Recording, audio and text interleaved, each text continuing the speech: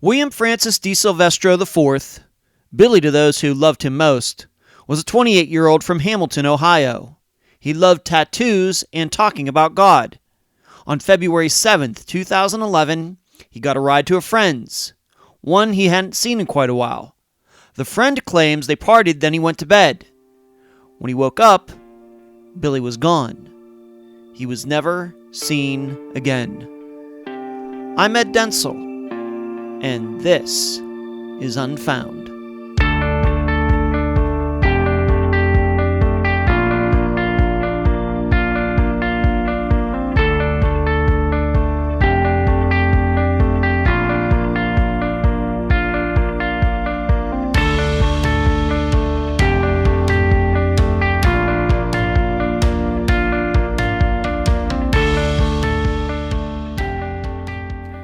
Nature or nurture? Genetics or environment? Are our demons without or within?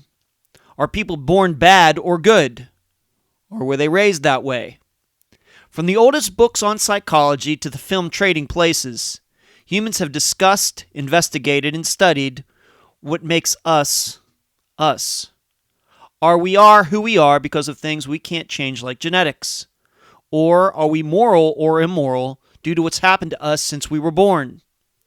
I'm no scientist, but it's probably a combination of both. And on Unfound, we hear persons of interest who might have caused someone to disappear for either reasons of their nature or their nurture. And what about those people we know who change under very specific circumstances? They are wonderful people, measurably so, but they do a kind of Jekyll and Hyde for unpredictable reasons. And the opposite, those people who we think are horrible, who then show depths of compassion the rest of us didn't think possible. Can something like those occasions be a combination of both nature and nurture?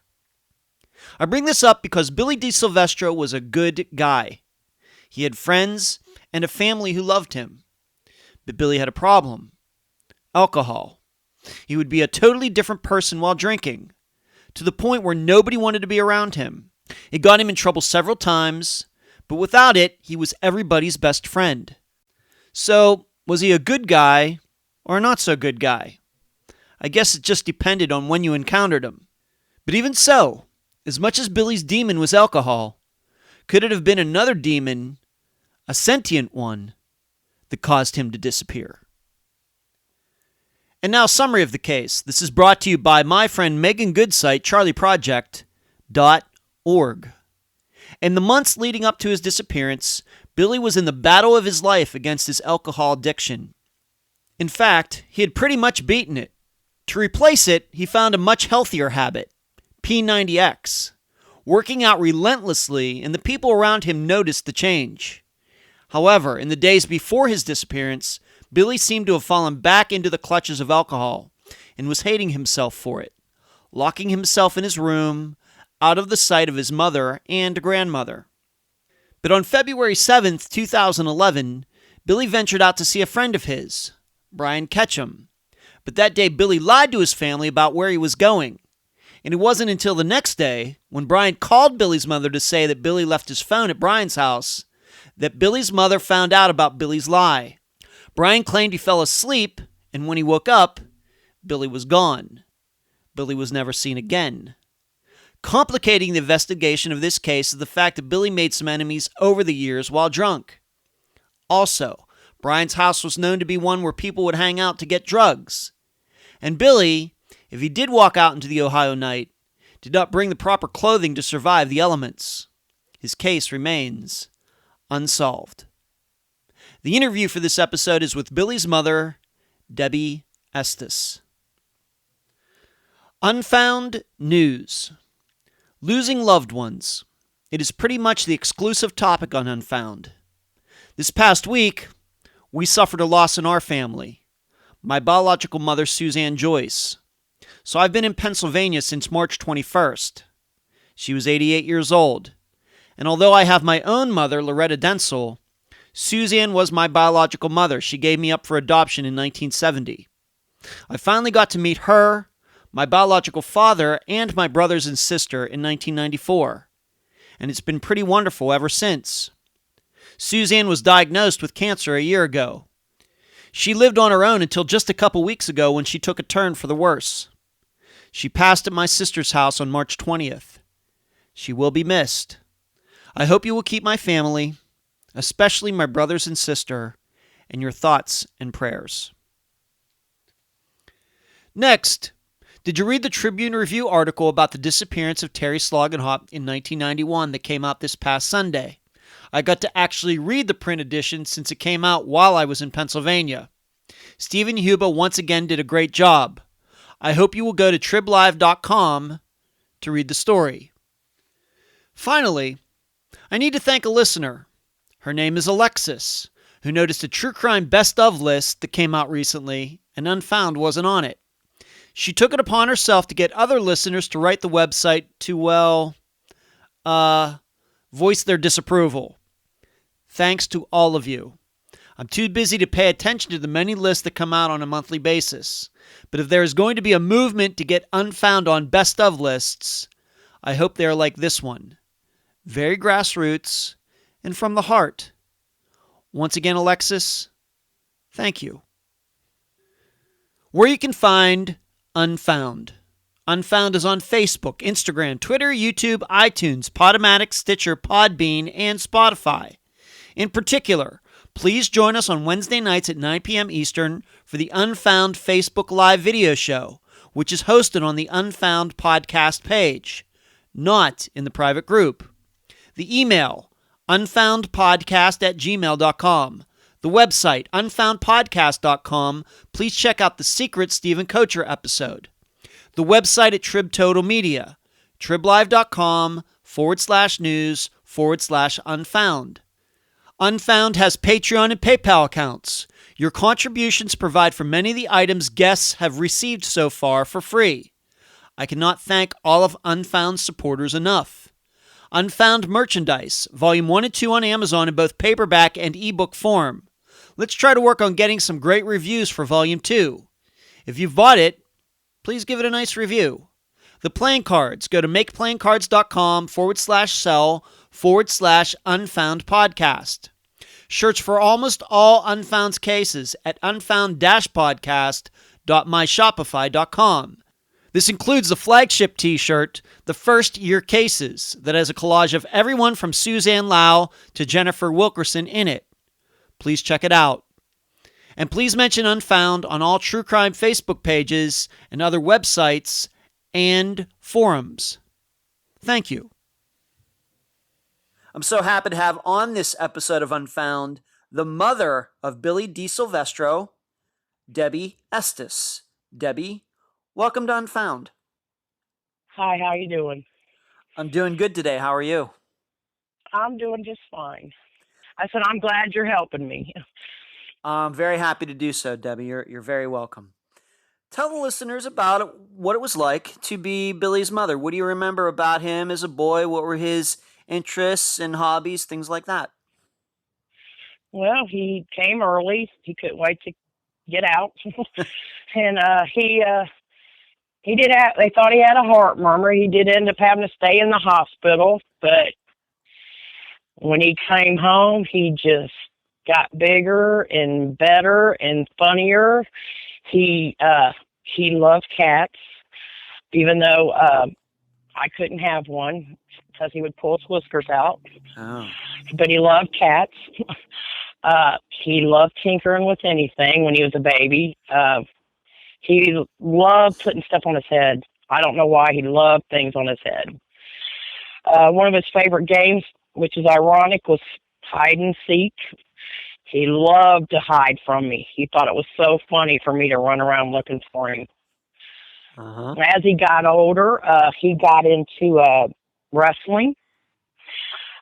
He loved Jimmy Fly Snuka. He would get up on top of the bed and just jump Jimmy Fly Snuka and belly flop right on his bed. I mean, he just loved it. He loved watching Sesame Street. That was another one of his favorite things to watch when he was growing up. He loved sports when he was younger. He played little pro football for New Miami. He was really good at that. He played both offense and defense. He was better at defense. He liked tackling. That's where he got his nickname Billy D. His name's Billy Disilvestro, and the announcer could never say his name, and so he would say tackled by Billy D. You know what I mean? So that's where he got his nickname Billy D. He loved reading books. I've never seen a kid he loved books about not just like comic books and stuff like that. He liked to read real good books, serious books. He also liked to read the Bible when he was young.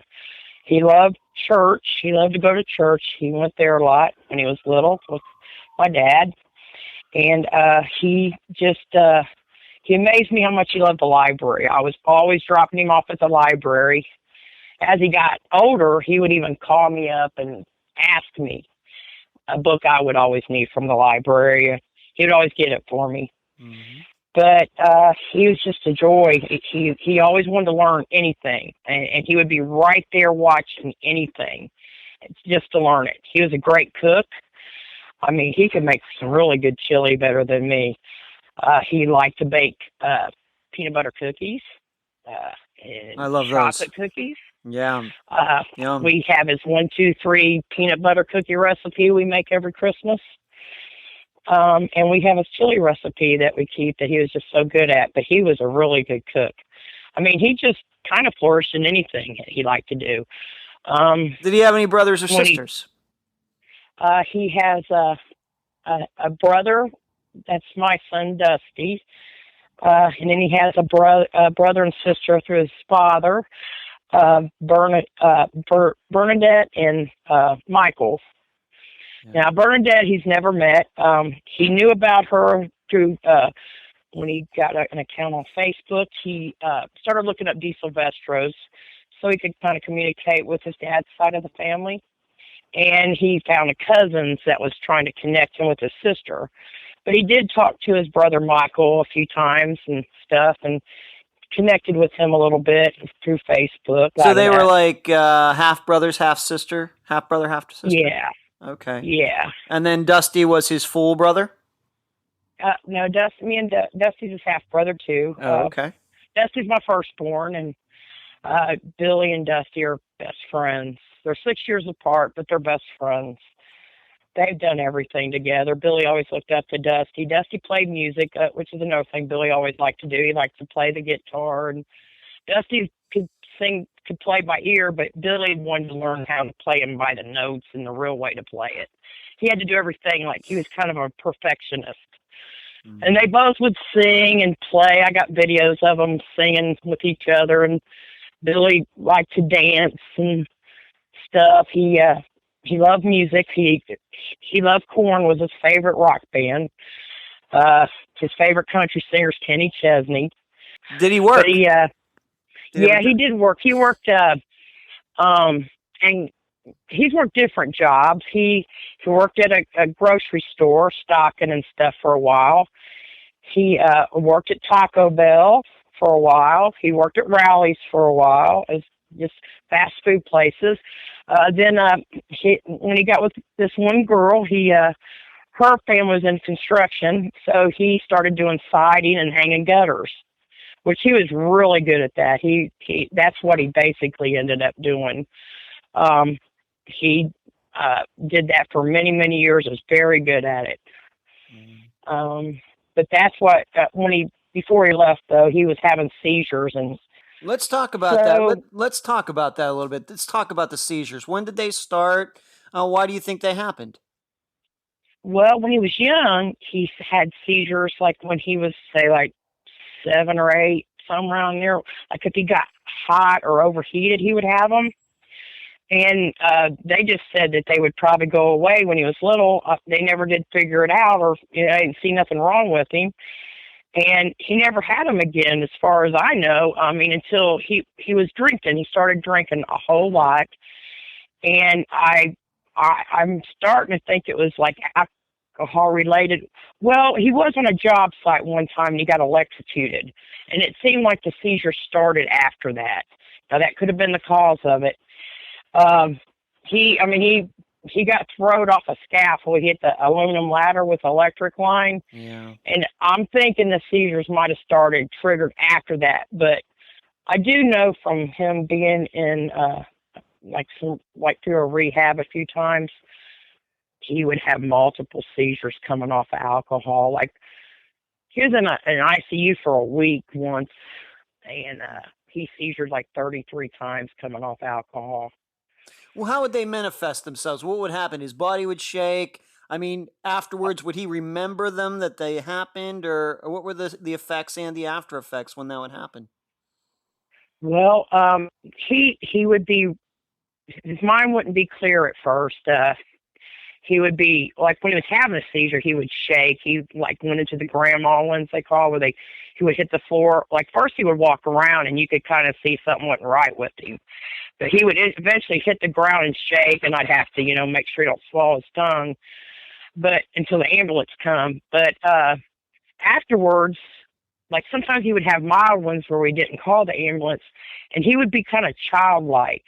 He never forgot who he was or nothing like that, but it seemed like it took a lot out of him, every time he had a seizure. But he just seemed more like a baby, kind of. But it wasn't for like a long period of time. He snapped out of it. It was just like right afterwards. Okay. Would you say that these could they? I mean, I realized that if he had one on a ladder fall off, of course, that could be very life threatening. Would you say that these seizures could be life threatening, or were these just something that came up and then they'd go away once in a while? No, they would be life threatening. They could be. Somehow, from him going to just to the hospital and stuff, they figured out over and over. I mean, he went many times over years with this seizure thing. They tried putting him on different medicine, but they figured out 50 milligrams of Dilantin kept him from having a seizure, but he never would follow through with none of the rest of the stuff. But so that's what he took, 50 milligrams of Dilantin a day, and that kept him from having a seizure, and he never had one for a long time unless he drank on them. Now, if he drank on that Dilantin, it made him have a seizure.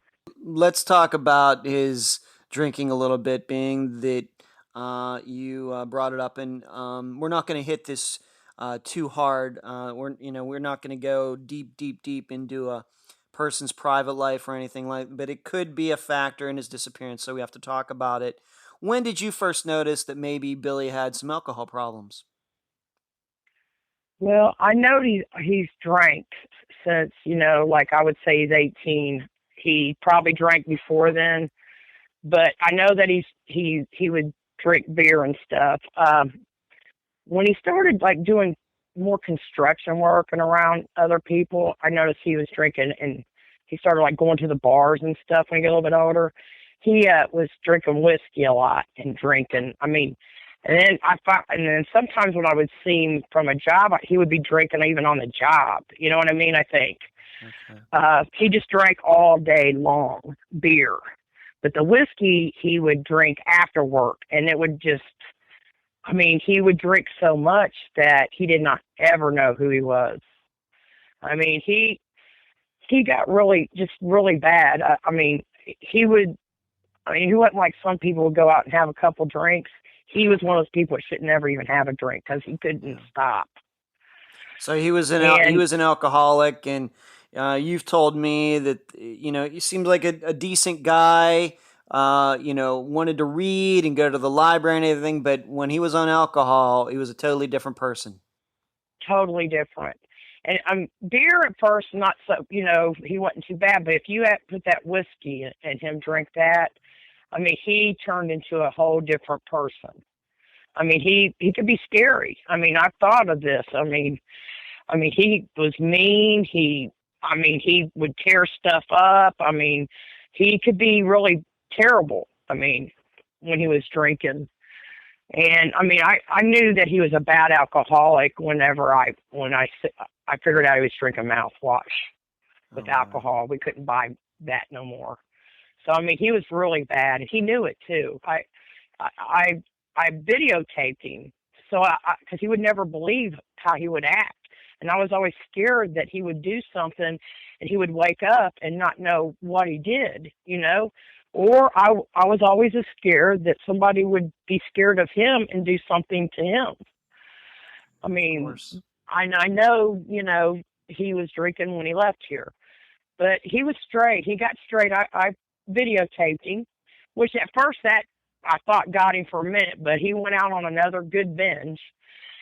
But he somehow got a hold of a book about Tony Horton's P90X book, and he started reading about this. And I don't know what that man said to him, which since I read it, it was basically the same thing I was telling him, but this man got to him, and my son just took his addiction for alcohol and turned it into working out. And I mean, he lived up here with my mom. My dad passed away, come up here so she wouldn't be alone, and he knew to get off alcohol, he had to get away from everything. And he was doing really good. I mean, he couldn't do construction no more. He was straight. He actually even got a job down here at Lowe's for a little while, but he had seizures and stuff again one other time because he went off the wagon one other time after this P90X thing started, and that caused him to lose that job. But he got right back on it, and he was doing very good until he went missing. And when do you So think that he? I mean, I remember when P90X was a big thing. Would you say this was around 2009, 2010 that he happened upon that workout? 2010. 2010. Yeah, I mean, he knew about the workout before then, but that's when he did it. He started it, like I said, when he first started it, he went off the wagon a couple times, but he finally just committed fully. So yeah, this was, it was about 4 months, I'd say, before he went missing. He was really, I mean, I could tell he was really doing it too, because when he was really bad on alcohol, I mean, he had the dark circles under his eye. He was pale. I knew his liver. I just knew his liver was bad. But when he got healthy, he was eating healthy. I mean, he always did love salads and stuff like that. Anyway, he could eat anything. He wasn't a picky eater, and his skin color, everything. It just, I could tell he was serious. Just changed. I mean, even his mind, the clarity of his mind, you know what I mean? How he was thinking about things. I mean, I was really proud of him. I was amazed how he did this himself, You had told me also, though, that the alcohol did have an effect that maybe couldn't be reversed, and he had come upon a bad liver because of this. Right. I mean, I was scared of his liver. I mean, he never did find out anything like that. You know what I mean? I just assumed that just by how he looked. I just said, you're killing yourself. I mean, because he would, back when he drank, I mean, it was every day. He would drink, I mean, abundance. Wasn't just a couple, abundance. But drinking, any trouble he's ever been in is because of drinking. Any fight he's ever been in, it's been because of drinking. When he got his teeth broke out, two front teeth, it was because he was drinking. I mean, it's all of it. It's all because of alcohol. Straight sober, my son was a wonderful person. He would do anything for anybody. He would help anybody. He would do siding on people's houses just to be doing something, or can help somebody build something or whatever. I've had so many stories of people tell me how my son helped them and never asked for a dime. I had a woman tell me he'd give her a paycheck. It was at one of his people that he worked with in construction. He'd give her paycheck to keep her utilities on, and she paid him back the following week. I mean, I found out all kinds of things my son has done for others. I mean, I knew he always had a good heart. He's got the best heart ever. But when he's drunk, it was totally different. Yeah. That happens a lot. Alcohol, although it's, of course, you have to be 21 to drink, but we know a lot of people do it under 21 and everything. We accept it, but we forget maybe that how much damage it does do to people and to families. It's just not illegal drugs and things that do that, but just something we accept every day as alcohol can do that too. Oh yeah, alcohol's evil for sure. So he was cleaning himself up, at least maybe 2010. Maybe he'd kind of seen the light a little bit. Just like any alcoholic, though, falls off the wagon once in a while, but always gets back on it. Trying, working out. He's He was looking going to better. church too. Yeah, going to church too. But then we come What's up up? to the beginning of February. Um, 2011, what was going on? Of course, there was a Super Bowl. Um, you think maybe he fell off the wagon again right before he disappeared? Yes, I do. Well, it was a Friday. Okay, February 7th was the last day Billy was seen. That was a Monday. Uh, the Friday before that, he had went to his brother's house, and while he was there, I mean, he didn't drink. He was concerned. Dusty and his wife had split up, and he was concerned. Dusty was sad and stuff, so he went there, and everybody said he didn't drink. And I know he wasn't drinking at 10 o'clock because he had walked to a store where a lady I know that owns the place, and she told me, that she had talked to him. He was straight, and she actually had a great conversation with him. But I know that somewhere between 10 o'clock and like 2 o'clock in the morning, he drank because he had called my mother. He needed a ride home, and she told him to get a cab, and she would pay for it when he got here. So when he came home, he was drunk. And I guess I don't know if he brought something with him from his brother's house. But anyway, Saturday morning, I guess he must have drank all day. And my mom put up with it, and she finally called me and said, he's been drunk all day. If he's going to continue to do this, he can't stay here no more. We've been through this, and he's been doing so good. I can't do this no more. And I said, put him on the phone, and I said, because I didn't know he had been drinking, you know what I mean? Mm-hmm. And I asked him, I said, Billy, what have you done? Why are you drinking? And, he was just drunk, and he couldn't really give an answer. And I told him, if you're going to drink it, my mom don't deserve this. She's helped you out. You're going to have to leave my mom's house if you're going to continue to drink. You can't stay there. I said, if not, you need to leave her alone and go to bed. My mom said that he just got off the phone and went straight to bed. And whatever he was doing that day, he was just aggravating her, drunk and aggravating. She just didn't want no part of it. But she said he went to bed and left her alone.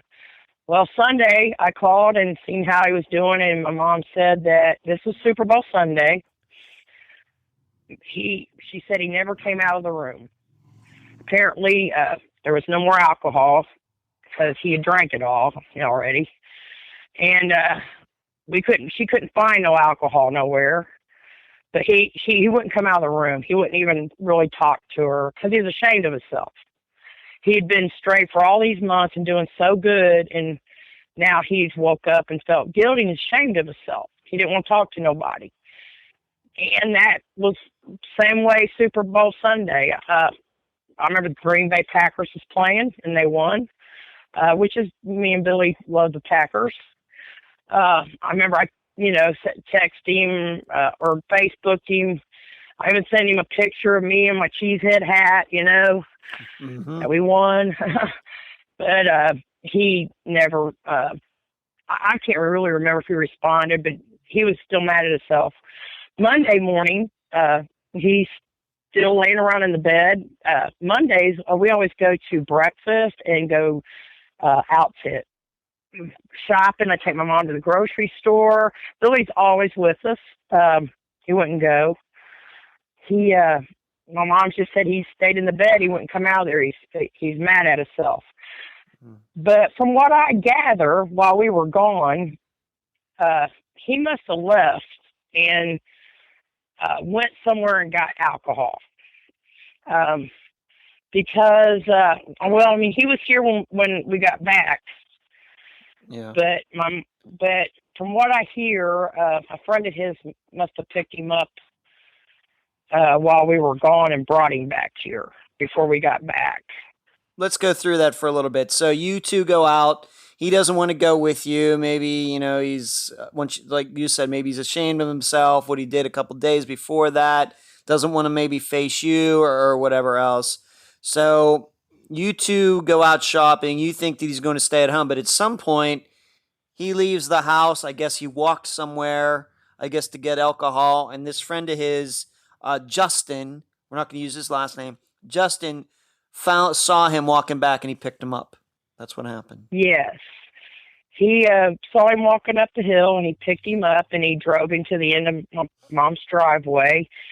And Justin said, told me that he had smell of alcohol, and that Billy just basically asked Justin, about his relationship with God, and he wished he had a relationship with God like he did, and he wished he could overcome some of the things like Justin did, and it was kind of like a conversation like that. And then he got out of the car and came up here. Well, we come back after that, which we didn't know Billy had even left. When did you find out about Justin and that interaction that the two had? When did you find out? It was probably days later. Okay. I can't remember how many days later, but it's because when Billy went missing, I just went on Facebook and, has anybody seen Billy, Yeah. And, and that's how I started looking for him, And, Okay. I mean, I wish I'd have started sooner, but he's a grown man and, I just thought maybe he wanted to go off and be with a friend or, a woman or something. He's a grown man that lived with his grandma. I didn't know what to think because, Billy would tend to go off, but he never stayed gone long. He walked everywhere, too. So that's another thing that's bad about this. Billy would walk anywhere. I picked him up in so many places. Where he's gotten drunk and they thrown him out of parties and I've always found him. I've even had to go back and get his tool belt. I don't know how many times. I find him and then go back and get what he used to work with back then. I got his tool belt. I wish I had him. So, when you came back, though, you did not realize that he had been gone. How was he? Did you see him? Did your mother see him? His grandmother? How'd he seem? My mom. Well, my mom's the one that talked to him and stuff, and he, of course, didn't really seem drunk. She said that he was wanting to go to a friend's house that he had connected with, and he was going to walk there. And it was bad. It was snowing. It was bad out. And my mom said, you can't walk. I'll just take you. So he told her, well, you can take me and I'll come back tomorrow. I'll be back tomorrow and we'll make taco salad. He always made her taco salad. She liked that. And he put out some ground beef. And, he was just acting normal, like he was going to try to, go back to the way it was, I guess. But so she dropped him off over by the post office on Franklin Street here in Hamilton. Where did he say he was going? To Mike's house. Okay. I don't know if you want me to say the last name or I didn't know. Well, his name. We can do that. We can say his name's Mike Bowman. He was somebody that Billy knew, and grew up with. Your understanding was he was going to go there. That's what he told my mother. That he was going to go there, and anyway, she dropped him off, and he took off walking, and she came home. Well, I went home after our thing, and I did what I normally do on a Monday. I play pool. And my mom, of course, thought Billy was at Mike Bowman's, Mm. And anyway, about 2:30 in the morning, I got a phone call from Billy. I didn't hear it. So, and my mom got a phone call. She didn't get to the phone in time, and apparently he called me again. Now, this was like Tuesday, right after midnight, okay, on the 8th, and I didn't hear the phone. But when I woke up the next morning, I seen that he called, I didn't think nothing of it, Mm. And about 10, my mother calls me and said that she had got a phone call from Brian, and All right. he We said need to that explain probably who Brian is. So your mother drove him over to some place where she dropped him off. She, I guess, and you thought he was going to Mike Bowman's house, but he really wasn't going there. Where was it? Where did he end up? he went to Brian Ketchum's house, and Brian was calling my mother to tell her that Billy had left his phone there. So, well, he was calling to see if my son was there and to tell him. But anyway, he told my mother. My mother called me and said that Billy had left his phone at Brian's house.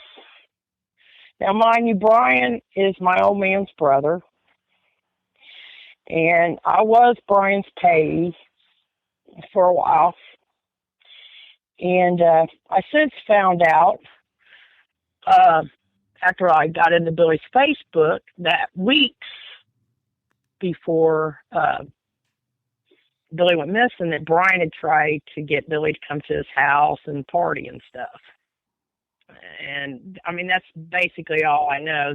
I know that Billy didn't want me to know he was going to Brian's. He didn't want Brian to even say anything to me at all. Why is that? Well, Brian is a junkie, bad alcoholic. He hangs around. There's people comes to his house. I'm not saying that Brian's a bad guy, but people that's bad comes to his house. Brian's kind of a loner. I think Billy felt sorry for him.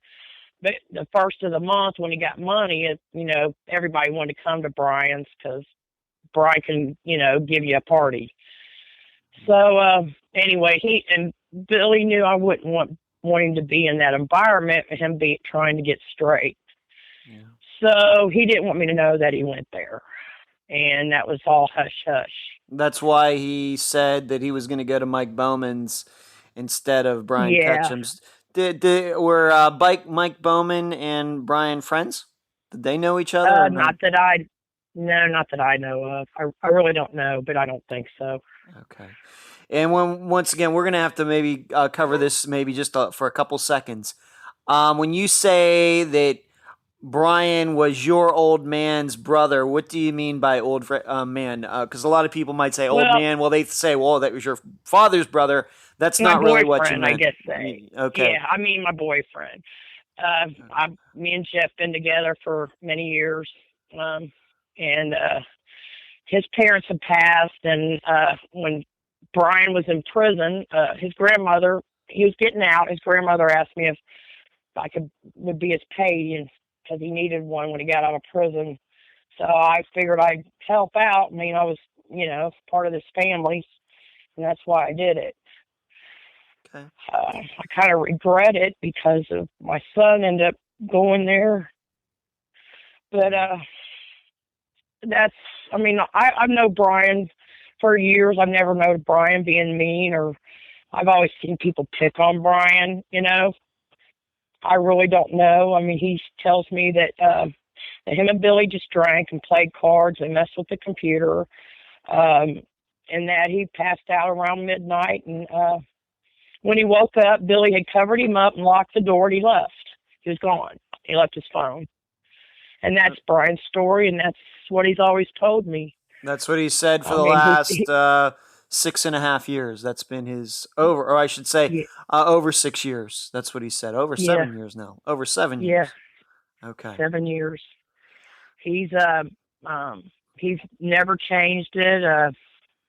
He's had polygraphs that are inconclusive, but he does have some mental problems. But that's really all I know. Okay. And from there, Billy is off the face of the earth. He's gone. Let me ask you some questions, Debbie. So you knew Brian for a long time. I mean, before February 2011, several years, maybe even a decade or something like that. Maybe. Yeah, I've known him for a while. I mean, I knew him like years ago because when I bartended, he hung around with this one group that used to come in, I knew him then, and then I knew him when I got with his brother. But like I said, Brian's never been like a troublemaker, or I mean, anything he's ever done to himself. I mean, he's always done to himself. But I do know he drinks a lot and he loves to shoot up drugs. Okay. So, but I mean, that's basically all I know about him. I never really, I just brought him money and made sure he had food to eat, and I just never dreamed of my son going to his house, really. And how far would you say that Brian lived away from you or your Billy's grandmother's? How far was that? In minutes. From my mom's house, probably like 15 minutes. Okay. And do you About know 20 or 25 from mine. Okay. And do you know could you even guess the last time that Billy had even been over to Brian's? You've already said that Brian was trying to get Billy to come over to party together or whatever. But do you even know the last time Billy had even been there? Well, Billy, as far as I know, has never been to that apartment. Oh, okay. Now, when he lived on Highland, Billy was with me when I brought Brian food and helped me carry a computer in for him. Brought a computer to him. That's whenever Billy said, I'll help you with a Facebook account and Twitter, and he could do that, set it up and then just, send him a password and then do, computer, mm-hmm. and stuff. And that's basically, they talked online, I know. I don't know how much or nothing, but I do know they talked online. I mean, they commented on each other's stuff, but I mean, as far as like, inbox messenger, I don't know how much they communicated, but I really didn't think they only communicated kind of online through like, if somebody shared something or something. But we should be clear though that Brian was quite a bit older than Billy. They were not. Yeah. They didn't. It's not like they went to high school together or anything. He was what, 15 years older, something like that, or older. At least. Yeah. Okay. Yeah, so Billy, when 10 years older. So Billy, when he disappeared, he was 28, and Brian was probably in his early 40s, if not mid 40s. Yeah, I would say he's around 40. Around 40. Okay. And I'm not really sure exactly how old he is. Okay. And so Billy goes there. Of course, the next day he's gone. Brian allegedly doesn't know what has happened. But there is Brian's phone there. When Billy called you the next morning, early morning, that would be now February 8th, did he leave any message, or did he leave a message for you or your mother as to come pick him up or anything like that? Did he leave a message? I never heard no messages. My mom now, she listens, and she said she could hear music and banging and loud music. But she deleted it, and because she knows Billy liked to play music and stuff, and she just never thought, that something bad was happening, and she just deleted it. But that's what she heard. I never heard anything. Oh. So he never said anything. There was no talking. It was like, maybe it could be that Billy tried calling, and he stayed on there long enough for the voicemail to pick up, and he just was waiting there. When he figured out nobody's picking up, he hung up. But what the phone caught was stuff in the background, music wherever he was, at Brian's or wherever. Yeah, there was nothing like that. I don't remember anyway. Okay. I just know there was 2 phone calls to my phone from his, and I just figured out my mom was in between. All right. So Brian tells you that Billy's not there. What do you think at this point on the next day? That would be Tuesday, February 8th, 2011. What do you think at this point that where Billy might be? When my mom told me the phone was there, a bad feeling come over me. I mean, it was just a bad feeling I had. And then as the day went on, I thought, well, because Billy wasn't like a phone person that, kept it in your hand like people are. He's went back and got his phone lots of times. Like a lot of people think, oh, you don't leave your phone, but he never went back, and that's what concerned me. And then I just started. I really didn't know. He went at his brother's. He didn't walk back to my mom's. I really didn't. I really didn't know. And then I started thinking, well, maybe I shouldn't panic. He might be, like I said, maybe he could have called a girl and she come and picked him up. And so I waited. But when nobody on Facebook would ever tell me anything about Billy, and Billy just don't go away. People, well, when he goes out and drinks, he always calls for a ride home. And because people can't handle him for a long period of time. And for him to be gone that long, the longer it went, my heart, I just knew something went right. And I went and got the phone when I got from Brian, and I looked through it. And what's weird is there wasn't like a lot of phone numbers like I thought there would be in the phone. But I don't know if that's Billy. I don't know if somebody erased them. I really don't know, but I just thought there would be more phone numbers in it. And I tried to go through and figure out who he had called and stuff. And I even called a couple people that he texted, which that was like January the 30th. But nobody had seen Billy. Anybody that I called that was in his phone, nobody had heard from Billy or anything. Were you worried also because you thought that he was going to Mike Bowman's and he ended up at Brian's instead? Was that something also that caused you to worry? Yeah, because I was afraid he would do some serious drugs. Because Billy wasn't a drug addict; he's an alcoholic. But if he drank a lot, he would do anything. He would trust anybody too. If he didn't want to fight you, he would love you, and he would just like, yeah, I'll go with you. You know what I mean? He could be easily guided into something. If he was straight, he wouldn't, but drunk like that, he would try anything. Okay. And that scares me, you know what I mean? Did he do drugs and something happened to him? Did he drink and have a seizure and everybody freak out? Did he walk home? Did he walk to my mom's house? Did he go, through the park and up the railroad tracks? Or did he cross the river? Did he go to his brother's? Did something happen on the way to each place? Did something happen there? Yeah. It's just, I don't know. It's just unbelievable that somebody can just vanish like that off the face of the earth. Did Brian, when you saw Brian, of course, you went over to get Billy's phone. Did you ask him? Did Brian say if there were any other people at his house that night, or does he still insist to this day that it was just he and Billy? He insists it was just him and Billy. He just said that they sat there and played cards. Billy was teaching things on the computer. I was watching YouTube and drinking. So he told me Billy wanted to go to the bar, and he didn't want to go to the bar, which there was a bar like about 3 blocks away. That's all I know.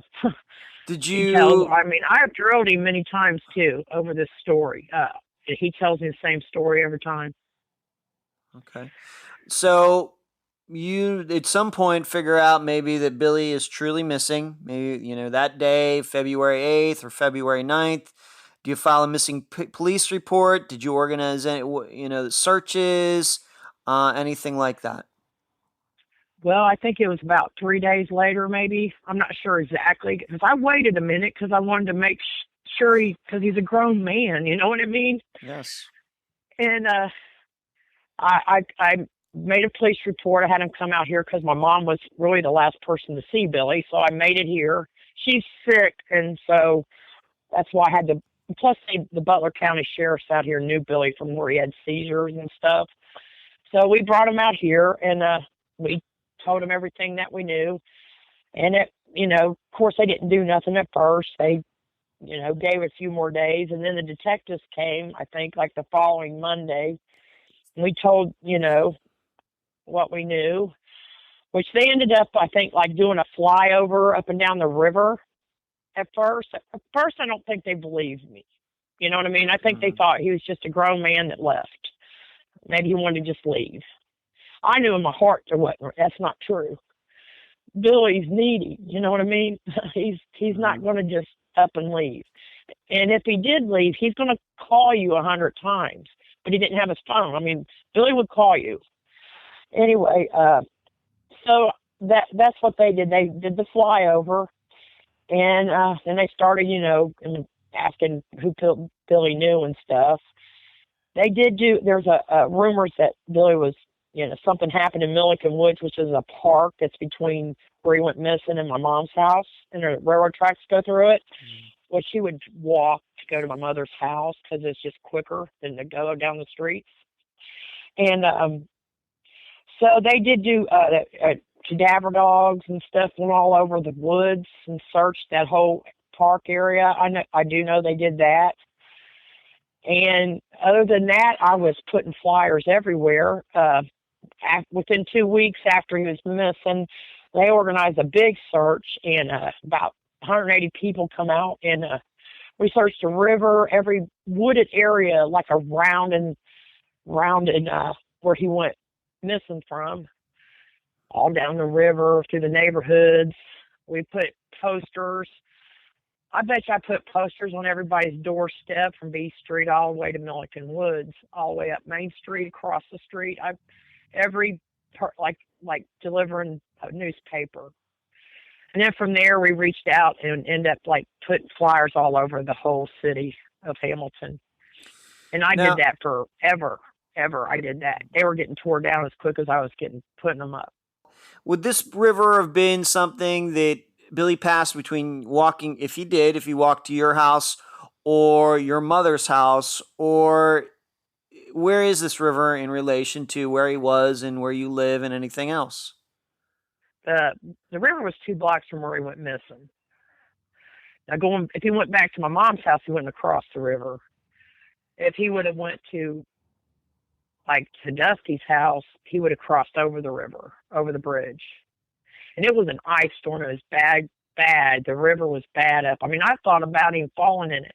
I could see him seizure in it and falling in it. I mean, I've thought that. Yeah. I thought. Yeah. I mean, it was really bad. It was a bad ice storm. It was bad when he went missing. That's why I think about him walking the railroad tracks as icy as it was, or I don't know. I overthink a lot of things, I'm sure. Yeah. So let's just put this on the record then. So Billy tried calling you. He tried calling his grandmother. Is there any proof that maybe he tried to call his brother, Dusty, who I understand actually maybe even lives a little closer to Brian than you two did? Did he might have tried to call him? Has Dusty ever told you anything like that? No, Dusty never said anything about Billy calling him. Okay. In the past, had Billy ever called Dusty to pick him up at all? No, Dusty didn't drive. He would just go there. Okay.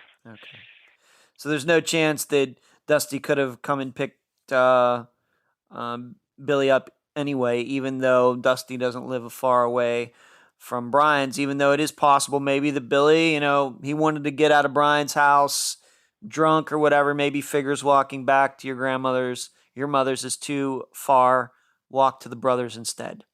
Possible. Well, I mean, he might have walked to Dusty's, but Dusty was like my mom. When Billy got real drunk, he didn't like to be around him either, you know what I mean? Because he would always start fights and stuff. Right. I mean, he's had to throw him, make him leave before, I mean, it's just Billy. That's how Billy was. You couldn't handle him sometimes, When you were doing this, and I know that, we'll get maybe into a little bit of it. I don't want to dignify these rumors with too much attention because I think that that's all they are, rumors. But any credible sightings of Billy all that night? Somebody who actually went to the police and said, you know what, I saw this guy walking on the streets that night. Anything like that from February 7th into February 8th? Yeah, there was a lady that said she seen Billy and there was a Hispanic man following him, like right across the street, like catty cornered between C. Billy went missing between D and C Street on Ross Avenue. Between C and B Street is the like senior citizen center. And a lady said she seen Billy in the parking lot. He come up and asked her where Cincinnati was, like he was confused. And she said a Hispanic man was watching him. She told the police that. Another lady said that she seen Billy in a government building coming down the escalator. And then that night? No, not that night though. Surely a government building wouldn't be open at 2 or 3 in the morning. No, not that night. Okay. Just like right after he went missing. Oh, okay. They seen him. Okay. And also like around that time he went missing, some lady said she seen Billy standing on the corner of Main Street in Millville at a crossing light. She said he was wearing a like a wife beater shirt, they call them, tank top, it's short sleeve. Yeah. And that he was freezing and he seemed disoriented. And that's the only 3 sightings that I know that people said they've seen him. And did the police look and into all those? of them, the police looked in all that, yeah. As far as I know, they did, yeah. Well, somebody did say, too, up in Middletown, they seen him at a speedway. And I believe they checked all the cameras in all those places, and they didn't see Billy. Okay. Did the police talk to Brian? Yes, he's been had lie detectors tests and stuff taken a few times, I believe. They were always inconclusive.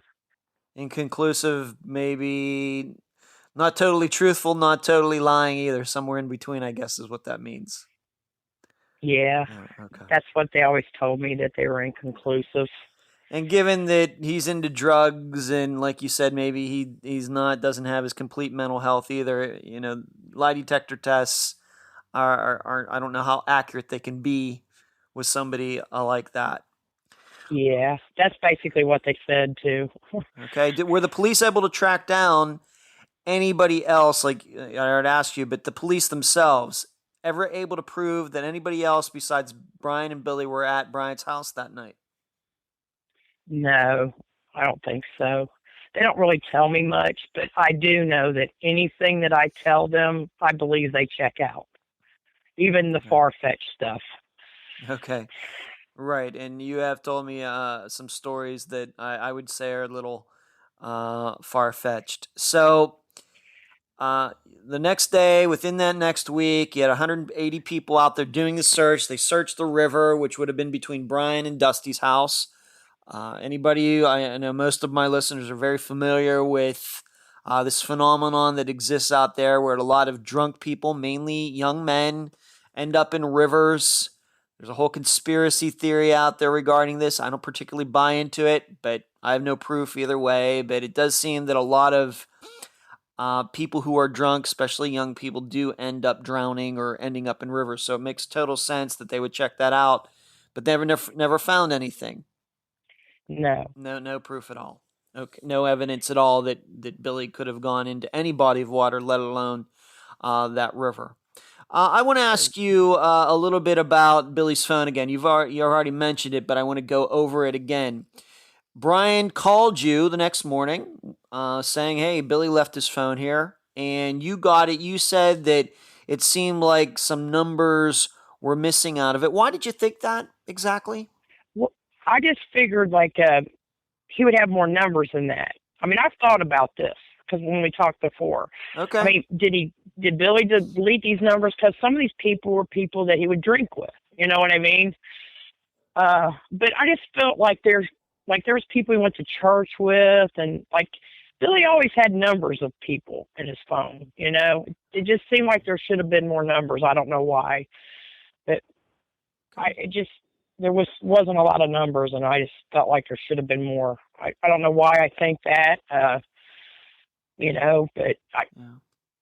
how many numbers were in there? How many were in there? I can't even really remember, but not very many. I want to say mine Dusty's, my mom's, my mom's cell phone, Ollie, David Grubb, maybe like a couple more. I mean, I always thought he would keep like certain numbers, like people he used to work with, and but I do know that he was trying to get away from those people. So, maybe just deleted them all so you wouldn't have no contact with them. I really don't know. I wish I did know, but I just found that odd that I thought that should have been more numbers in there, but I could be wrong. So you're saying maybe like around 10 saved phone numbers? Maybe 10? Yeah, if that, I don't even think that. The police have the phone, but there was not like a lot of people that I thought he would have in there. Like there were like girls and stuff that he's been with and stuff. I mean, he used to have all that stuff in his phone. I mean, I really don't know. I never really looked at any of his other phones, but I just thought he would have more numbers than that. But I could be wrong. Okay. When you looked at his phone, did you see the last phone calls that he made? I guess twice to you and once to your mother's. Did you see those in his call history when you looked at his phone? Do you remember? Yeah. That's how I knew what the times was that he called. That's how I knew he called my mom and then me again. Okay. And I know that he texted like a boy on the 30th or 31st of January, which his name was Jeremy, and I even called him, and when they called him from Billy's phone, he's like, "Hey, Billy," you know what I mean? And I told him I was looking for Billy. He said he hadn't talked to him since January 31st. So this guy didn't even know that Billy was missing? No, because this was all at the beginning, like within a couple days. I was still looking for Billy. This is when it all first started. Okay. Do you know, I mean, we know that Brian ended up having Billy's phone, but did the police ever go about trying to ping his phone to see if Billy, had gone somewhere and, maybe come back, or do you even know? I really don't know. I don't think so, just because I had the phone. I really don't know, though. Okay. Did Billy leave anything else at Brian's? Not that I know of. So he didn't leave his wallet? Did you ever find his wallet? Nope. He should have his wallet. I mean, when he left here, he had like a thin jacket on because he never really like dressed for winter. He wouldn't dress in a winter coat. He's always been that way. My mom said he had a red jacket on and jeans and like his skater shoes. He has so many of them. I don't know if they were white or black, but they were a skater type shoe that he has. They're like starter shoes that comes from Walmart. And that's all I really know, but Brian told that he had a gray coat on with fur around the hood. So I don't know where that came in. My mom said he had a red jacket on when she dropped him off. So what you're saying is that if he did go for a walk that night, maybe, and you had portrayed that night as being a very harsh Ohio February night, he probably might not have been dressed for the elements that well. Yeah, he wouldn't have been dressed for it at all. I mean, I thought about him walking and freezing, you know what I mean? And that's why, when we were searching, I mean, even after the big search, I continued searching in abandoned homes and stuff around there. Because I was thinking, well, maybe he went in an abandoned home, I mean, I searched and walked all over that west side. I mean, every day I was there.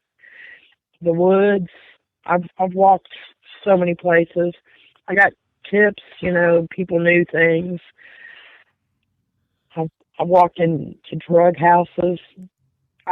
Them people I don't believe knew where Billy was. I just think people were just telling me things, sometimes. I really don't know, but that's how I feel now that I look back on things. I think people just want to act big a lot of times. They tell the same story, which some of it's so ridiculous. Did Mike Bowman, this is the guy that Billy told, at least his grandmother where he was going that day, that evening. Of course, Billy didn't end up there. Has Mike Bowman ever made any comments to you or the police or your mother about Billy going there? Did he even know that that was Billy's kind of lie for that day? Does he ever expressed?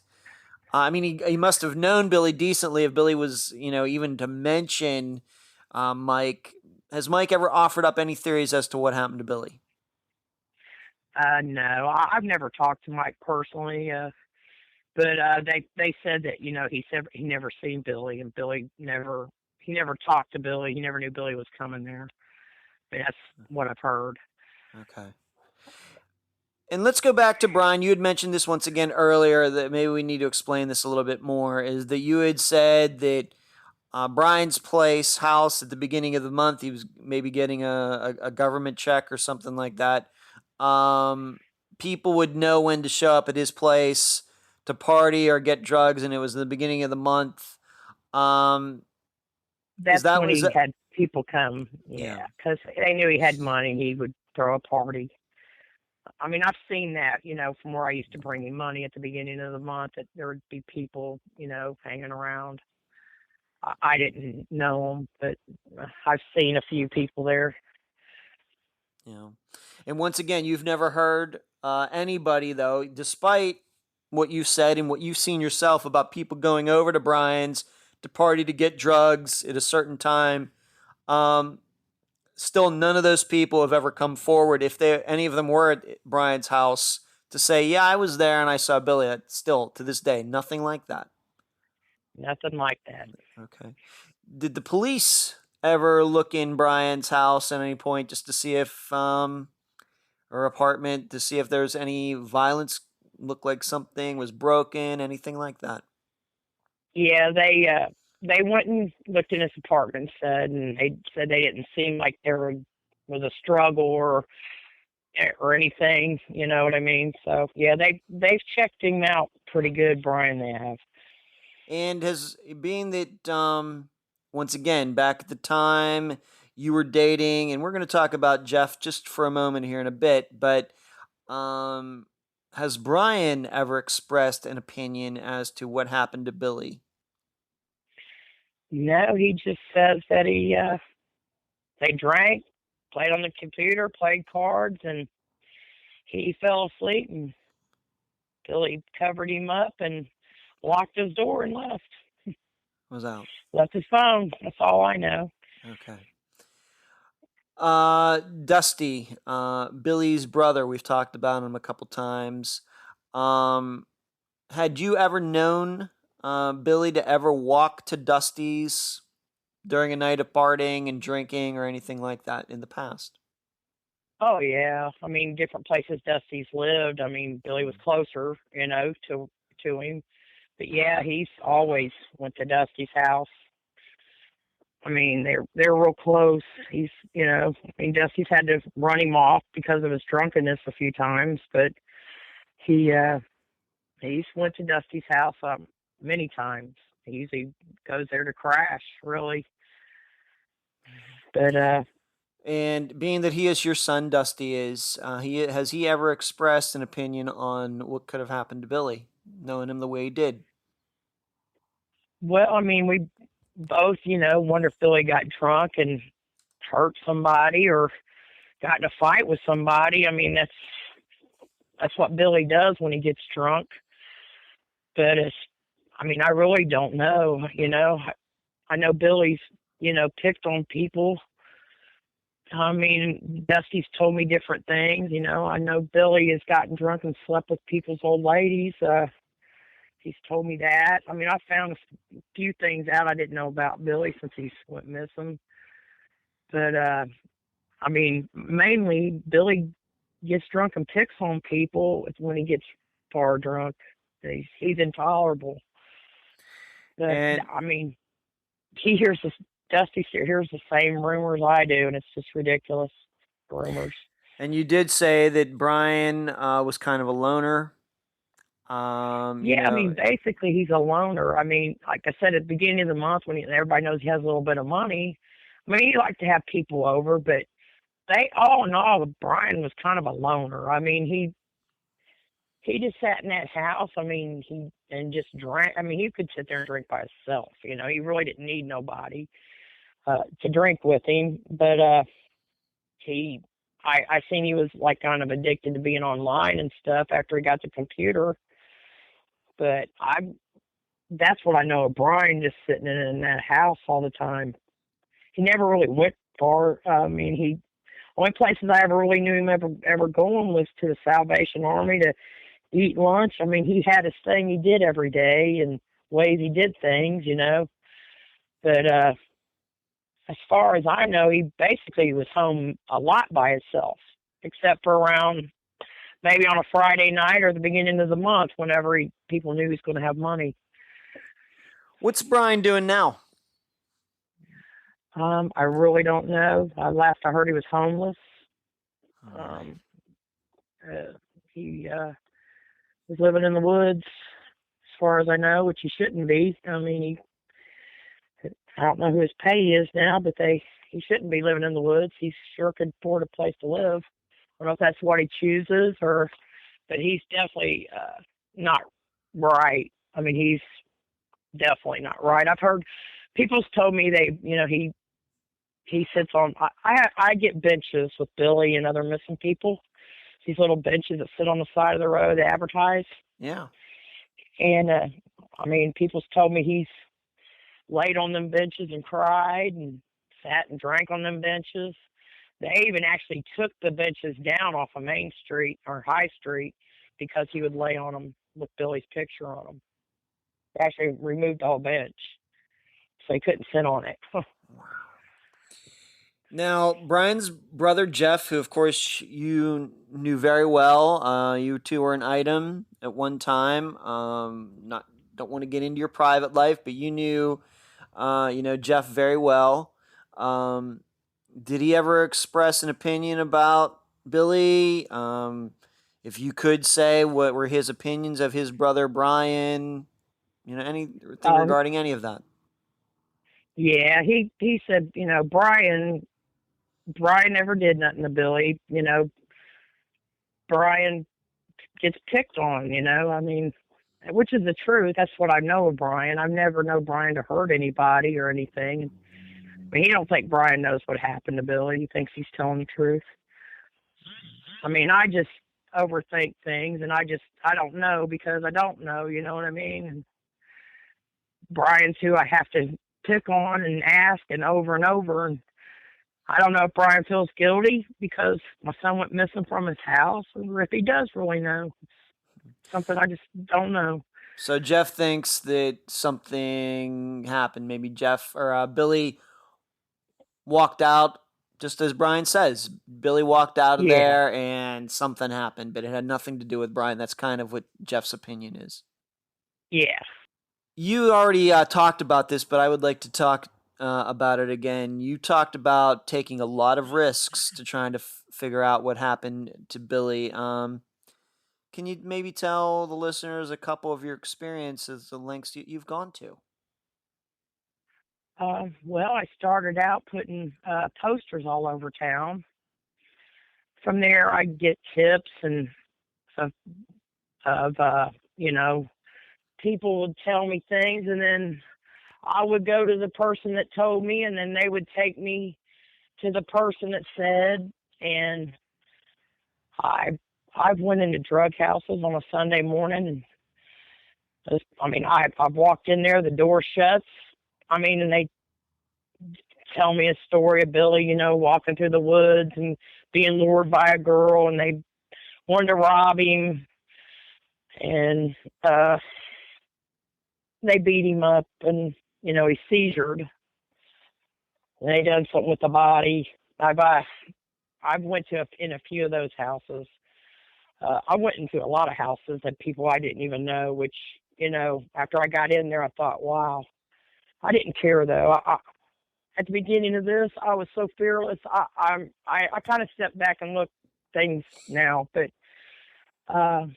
I had a girl tell me he was at this fishing place that used to have a fishing pond. I didn't know this girl from Adam, but I knew that when I was going to go there, nobody wanted me to go. And anytime I ever went to some of these places, I would always call and leave a voicemail to the police to tell them who I'm leaving with. And so they would know where I was. And I mean, I've walked with people I didn't know so many times through fields, to fishing holes. I mean, it's kind of scary to go out, like even in the woods with somebody you don't know. Sure.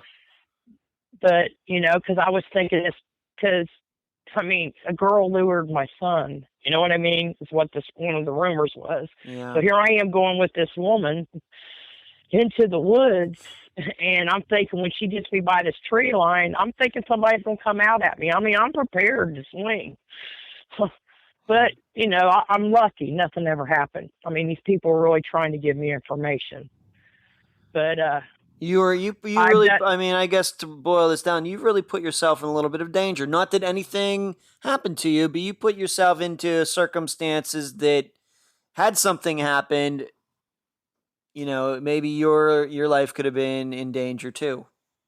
Well, yeah, I look back on it. When I was doing it, I wasn't. I mean, there was a rumor he came out of the dude's house, and I mean, I went straight, knocked on his door. I've knocked on people's doors, and I found out later that it wasn't even Billy they seen. I mean, I threatened this one boy, and he wouldn't even come down and talk to me because he knew I was so angry. And this one part, there's a boy that looks kind of like my son, and his name's Billy. Huh. And people were seeing this boy. And once I seen a picture of this boy and my son, I mean, they did look a lot alike. The guy was a little bit bigger. And, I mean, that's who they were seeing. So I was going in all these drug houses. It wasn't even my son that you were seeing. They were seeing this other boy. The police actually staked out a place for a week, and it was not even my son this guy was seeing. I mean, it's crazy what I've been through, which is, frustrating because I'm thinking it's my son. You know what I mean? Sure. I mean, yes. Besides that, somebody else went missing in this area, Caitlin Markham. And when she went missing, the Texas Equisearch came to look for her. And that's whenever I hooked up with them. And they helped me search for Billy, too. They still will to this day. I'm a member of the Texas Equisearch. Yes, I knew that. I just can't go right now help them. But I am so grateful for them because they took that searching to a higher level for me. You know what I mean? Because they could bring in a lot more people and brought in more dogs and all that, and they really did the search with dogs and went places that the police didn't go, and which made my search way bigger. Yeah. Besides that, I mean, as far as like keeping my son out there, I have a bike run every year, and I put his face and other missing people. It started out with just Billy, but I put him on these benches with other missing people. I keep flyers going. I keep a post office box, so if anybody wants to give me a tip, I keep that going. I did in a book, Letters to the Missing, because I just want people to understand what I go through, and if I can help somebody to understand, or somebody with a missing, the emotions. I mean, if anything I can do to help my son and help somebody else too, that's where I'm at right now. You and I talked about something else. Not only is it the disappearance of your son, but dealing with all of the ugly rumors that go. Those you told me that those really can tear you apart emotionally too. And then, of course, on top of that none of them ever lead anywhere. It's just people talking. It's very difficult to handle as well, isn't it? Oh yeah. I mean, besides, you heard he was lured and, punched with brass knuckles or shot. I mean, I even had a news reporter tell me there was a hit in New Miami, and I was like, a hit? I mean, that sounds like Godfather stuff. I mean, my son is Italian, but my goodness, that's just, it's ridiculous. But, then the rumors flew from that little community, too. There's supposedly some people, did something to him and placed him somewhere on a property. But then there's I could go on into crazy rumors. It's just ridiculous. Yeah. I mean, they're horror I don't want to get stories. into them because I don't want to dignify them. We don't want to be rumor mongers. And what happens in a lot of these cases, especially when, people who are doing drugs like Brian, was and is probably now, and the other people who are coming to his house. It seems to me in any disappearance where drugs are involved, people who are doing drugs, the rumors are just completely rampant. They're crazy. And for the rest of us who are sober and everything, it's no use trying to make any sense of them. They're so crazy. They are crazy. I mean, just a week ago, I heard a crazy one again. You know what I mean? Yeah. It's basically the same rumor it's like I said, it's horror movie stuff. And it's just, to me, really not. Back then, though, when I heard them, I mean, when you sit and vision those things and thinking that's your baby, you know what I mean? That's my kid you're talking about. I mean, that's horrible. I mean, and then I sit and think, my gosh, you can't sit and dwell on this dead because you don't know. So you need not to listen to this. Until I know exactly what happens to my son, I need to not listen. I need to listen to it, but don't believe it until I find out what really happened. Right. I mean, I need to not take it all to heart. You know what I mean? And it's really hard whenever everything's taken to heart when your loved one goes missing, because you grasp at everything. You know what I mean? Any little thing you grasp at. Yes. I took a step back a little bit. I think it helped because my mom was sick and I had to take care of her, and I got these kids. They've helped me big time. But I was really crazy at the beginning, and I think that's like most people. I mean, I wear a shirt every day with my son's picture on it, and I have since 2011. Every day, every shirt I've gave away all my other shirts because there's no other one to wear. I got sweatshirts, T-shirts, everything, jackets with Billy on the back of them. I mean, I'm a walking billboard. I've got magnets on the side of my car, my mom's car, Jeff's truck, everything. I've got magnets on any vehicle I own. I got posters in my windows of my Jeep, not just of Billy, of other missing people too. Yeah. I mean, it's just crazy. Really, it's crazy, the missing person in this little area. There's a lot of missing people around here, not just Billy. Yeah. It's just, I just do whatever I can, and if I can keep his face out there, his name out there, and that's what keeps it, going, is keeping his name out there, because people still talk. When I have that bike run, I get a T-shirt, and it don't have Billy's picture on it, but it has his name. And in 7 years, I've put close to 700 T-shirts out, and that I run into people in stores with those T-shirts on, and people even call me and tell me, and it might be the same rumor that I've always heard, but you know what? People are talking to other people because of them T-shirts. They know. They do talk. Yes. Yeah. And I didn't even think of that T-shirt being a godsend to me, but they are. I think of flyers as gold. They're like gold to me. I don't even, if somebody drops one, I'm picking it right back up, A flyer is like gold to me. And I continue to put those out. I haven't as much since I've been going through with this, my mom being sick and stuff. But I continue to keep him out there, and I got the benches still in this town and on Coleraine Avenue. I've got 14 benches, and I keep them. I try to keep them all going. Sometimes some of them get took down, and I try to put them back up. And And that's what keeps Billy's face out here and what keeps people talking. And I'm grateful to that bench billboard company. They keep them up longer, than what I pay for. I would never be able to afford those yearly. You had mentioned that you and Billy were featured in a book or something, letters or something. Why don't you tell the listeners about that?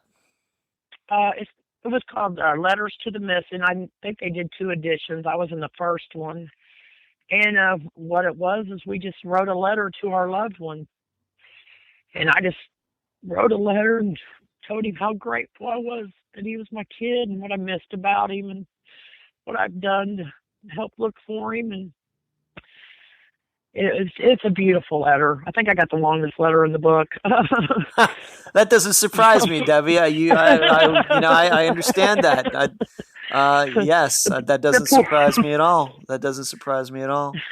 Is that something that is that something that the listeners might find on Amazon or what? Where is that? Yeah, they can find it on Amazon. It's just Letters to the Missing. I know there's 2 editions. I'm in the first one. And a lot of people that you probably might even know of is in that book. I'm grateful to be in that book. Like I said, I'm sure some of the people that's in that book, you've probably heard of their cases. I will have to look it up. I will check it out. But yeah, I've done that. I've done another blog radio show before. I've done that. Mm-hmm. I've, believe it or not, even John April from the band Stain even sent me money to help me with Benson. Is that right? And I didn't even know that he was even in that band until he sent me the email. Huh.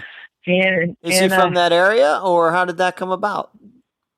Well, he was on my Twitter feed, a musician. And on my Twitter, I was telling jokes and stuff.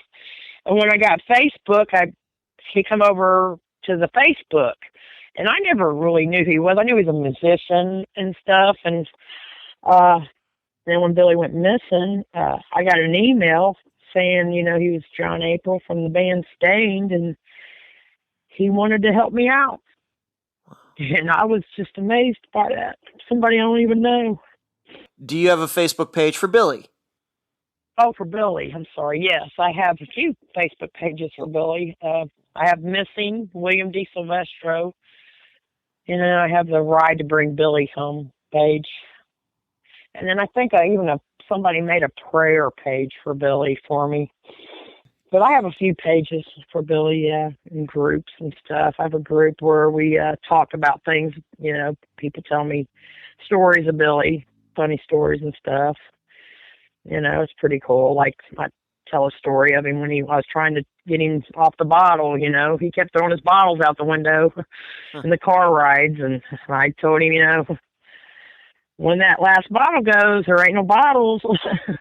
And he threw it, and he never had a bottle again. But it's just, I try my best just to keep my son's name out there, anything I can. And like I said, I'm grateful for people like you that wants to help people like me. I appreciate it. You're welcome, Debbie. You're welcome. Is there any final words before we conclude this interview, Debbie? Well, I think that I want to thank everybody that's helped me, and thank everybody for listening to my story. I thank you. Other than that, I think the missing is a bad thing in this country, and I think something different needs to change. About getting information out, about the Smolinskis in Connecticut. Are you familiar with their case? I am. Yes. I know, yes. She started Billy's Law. She's trying to get that going. And that's where they link up, data systems together, because every data system has their own missing person thing, you know what I mean? And she just, wants to link them up, and that's a good thing. And something like that needs to happen. And I think it would help with identifying people and stuff like that. She's a hero of mine. She helps me get up listening to her stuff, because she's went through this way longer than me. And some of the things I've seen her talk about, like when somebody goes missing, your world gets so turned upside down, like mine is. Like, I'm stuck in 2011.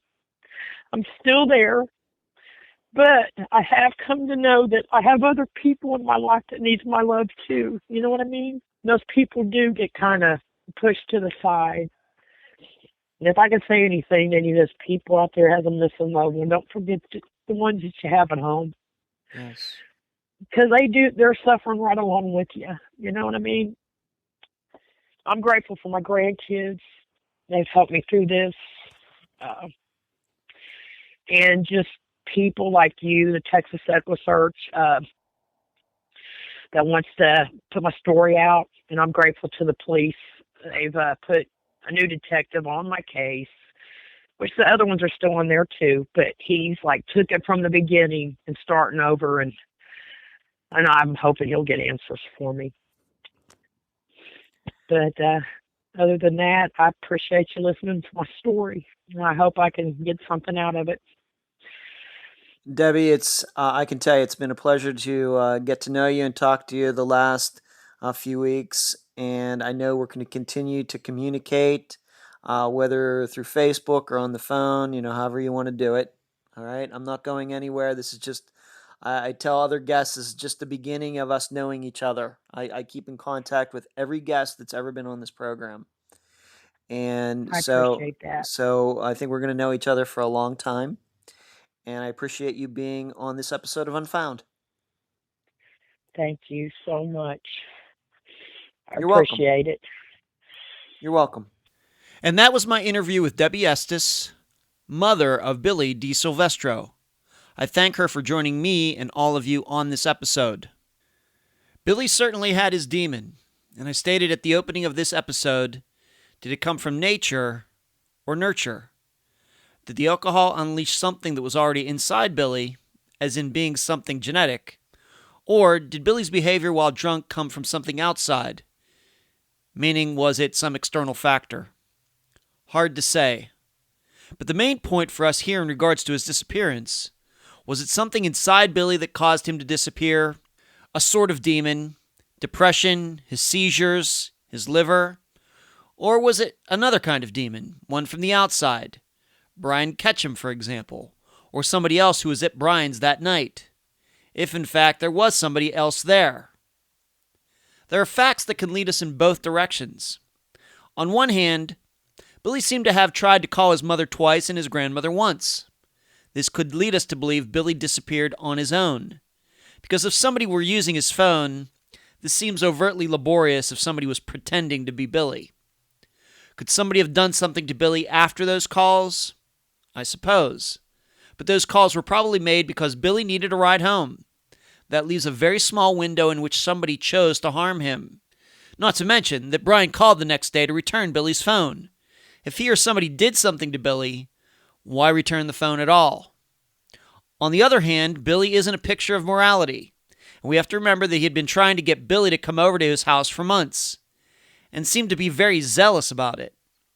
Was this some type of luring? Did Brian want to do something to Billy? Maybe for something Billy did while drunk months or years before. It wouldn't be the first time somebody wanted to rough Billy up. So I have to admit, I'm up in the air regarding this one. I would need more information to decide either way. What I for sure don't believe are all the rumors that have circulated in Hamilton, Ohio since 2011. With that, I'll leave the rest of the theorizing up to you. And that's the program. If you found it informative, please go to the app that you use to listen to Unfound and give this podcast a 5-star review. I thank you for listening. I'm Ed Dentzel, and you've been listening to Unfound.